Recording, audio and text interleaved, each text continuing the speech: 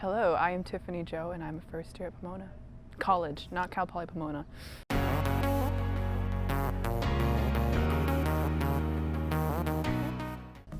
Ethnically, I am Chinese, but I once took an ancestry DNA test, and it said I was also 5% Polynesian and 2% Central Asian. So basically, I am Chinese.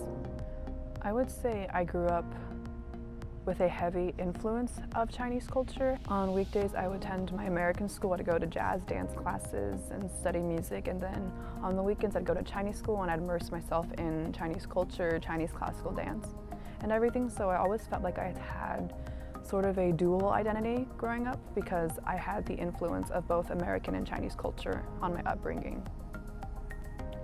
In my high school, which was predominantly Caucasian, people would just define me as another Asian, I guess. In terms of my passions and my character, people would see me as a performing artist because I grew up loving music, dance, piano, and the like.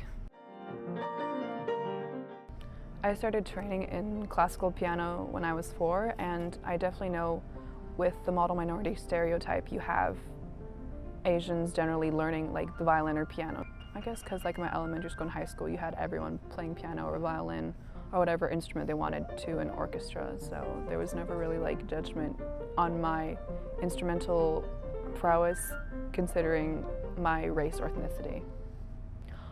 Oh gosh, I definitely do know that oftentimes people would sort of jokingly ask me like, do you go home and just study all day? But usually I would be busy doing dance classes or music lessons or acting classes, so I feel like for people to ask me to just go home and study is somewhat hurtful. As someone very involved in performing arts and in the entertainment industry, it really hurts to see a lack of representation or misrepresentation, I would say, of my ethnicity or just of Asian Americans in general, because I feel like Hollywood likes to lump us all into one category.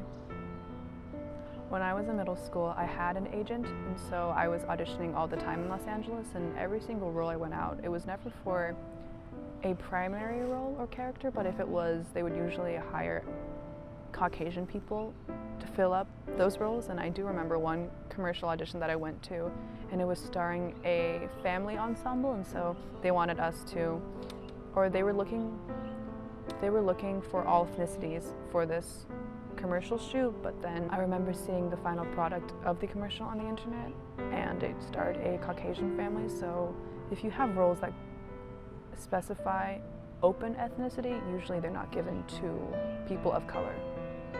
And so I feel like if it's something I'm very interested in pursuing, I would very much like to have greater opportunities to be able to pursue what I love.